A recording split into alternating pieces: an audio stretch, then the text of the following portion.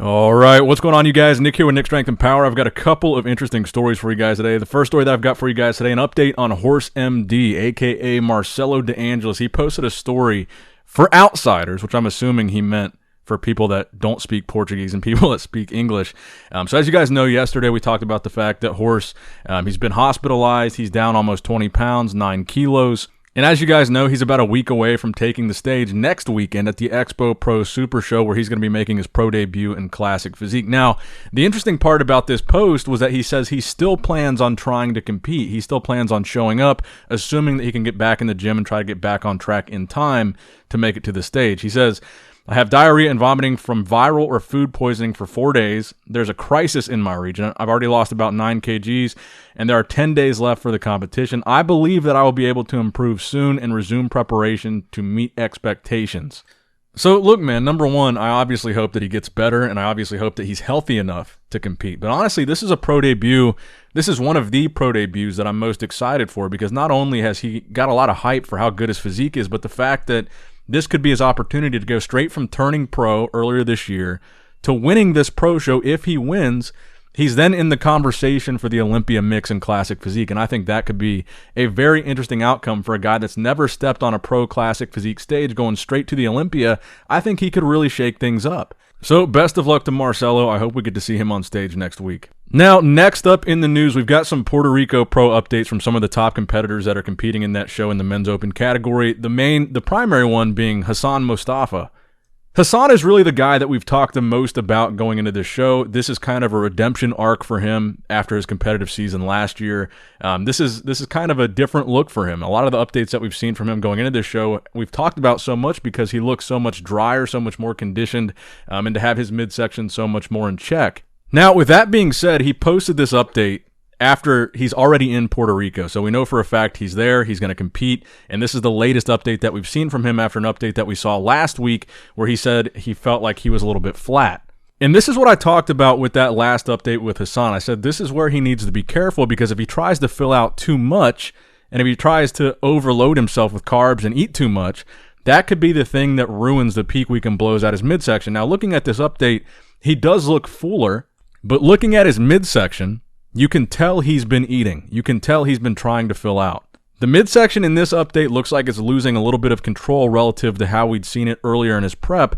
And that's the thing that I'm worried about, because even if his conditioning is tighter, if the midsection becomes a problem, I could see that being an issue for him. But still, based on the names that we've got in this lineup, if Hassan does improve his conditioning, and I've said this 1,000 times, this guy has the size to beat almost anybody in the pro ranks. He's gigantic. He's like a miniature big Ramy, and I only say miniature from a height standpoint. So I'm still a little bit concerned looking at Hassan in this video, but overall, based on who we know is in this lineup so far, I think he would have to really screw it up to not win this show. I think by far he's got more muscle than anybody in this lineup. If his conditioning's decent, he's pretty well proportioned. He's pretty complete. He's relatively balanced. As long as he's just not completely way off and looks terrible from a conditioning standpoint, I think he's probably going to win this show. Now, another guy that we haven't really talked as much about, because he was originally slated to do the Classic Physique category at this Puerto Rico Pro, was Fabian La Rabia. So he posted an update also now in Puerto Rico, still planning on doing the men's open portion of the show. I believe when he got there, he had to sign a contract to get on the men's open list, because he has not been on it up until this point. But he posted this update, this posing video here.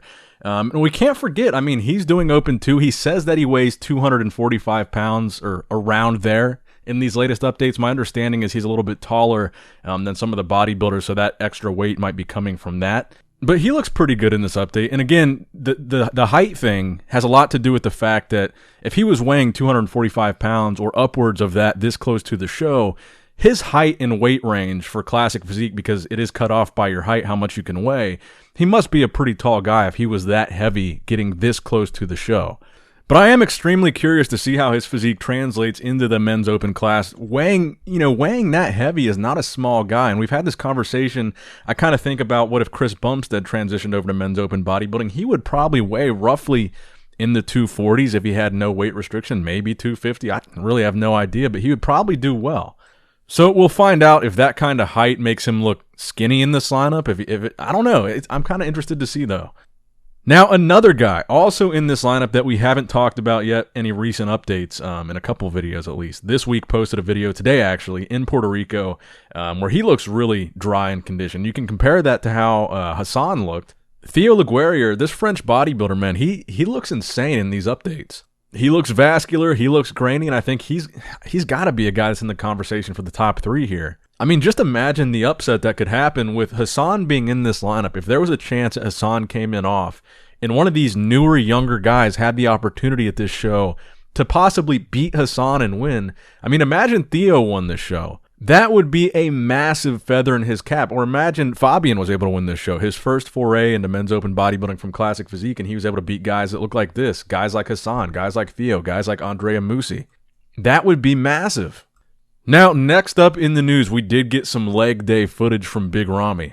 Now, it's no secret that we haven't really seen much from Ramy in terms of any physique updates over the course of this Olympia prep, but apparently this is just the beginning of his Olympia prep for this year, and I'm kind of, again, I'm interested to see where this goes. Ramy has gotten a lot of flack lately for just not really engaging much. He doesn't post very much. He hasn't shown up to these engagements that he was supposed to show up to, and he just overall isn't very accessible, I would say, especially to the fans that he has over here. So I'm kind of curious as we get closer to the show if he does change up his strategy, if he does begin to post more often, or if the criticism that he's getting is starting to weigh on him mentally. Personally, I do feel like there's politics in bodybuilding, but I personally don't believe that the politics are so great to the extent that I don't think they would take the title from Ramy or not give Ramy the win if he deserved it just because of him blowing off these shows or him blowing off these appearances or him not being a very active Mr. Olympia ambassador. I really don't think they would do that if he was the clear deserving winner. But I see a situation that could happen, and this would be if it's very close. Let's say with Brandon Curry, for example. And by the way, I talked to Brandon earlier, and he said that post on his story wasn't directed at anyone specific. Then he also said, just let the people speculate. So he didn't necessarily say it wasn't directed at Big Ramy, but he said nobody in specific. But imagine a scenario where you have a pose that's very close between Brandon and Ramy. It might not be intentional, but imagine in the back of one of those judges' minds, they felt slighted by Big Ramy, or they felt like annoyed that Ramy blew off a show that maybe they were affiliated with.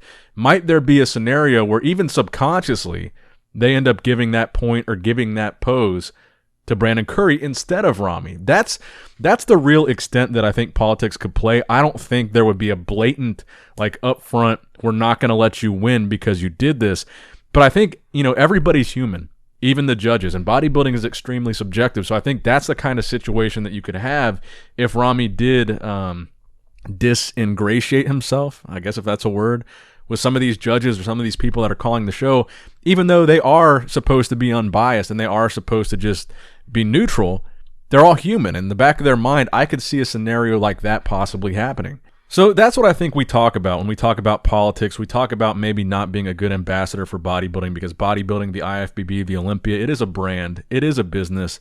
And at the end of the day, I don't think there would ever be a straight robbery where they just said, we're not going to let this guy win because of this. I think at the end of the day, politics really extends to and ends at, in bodybuilding at least, just simply maybe in the back of their mind, subconsciously, a judge could dislike a person or maybe not want a person to win because of something they did, but maybe not intentionally not let them win, but maybe be swayed more to somebody else that they didn't feel that way about.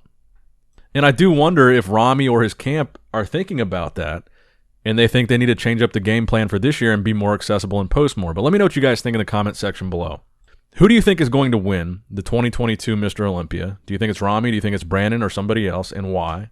And do you think Ramy will switch up the game plan? Let me know in the comments down below. Make sure you like the video if you enjoyed it. Subscribe to the channel if you have not subscribed yet already. As always, I love you guys. Appreciate you guys. Nick Strength and Power signing out.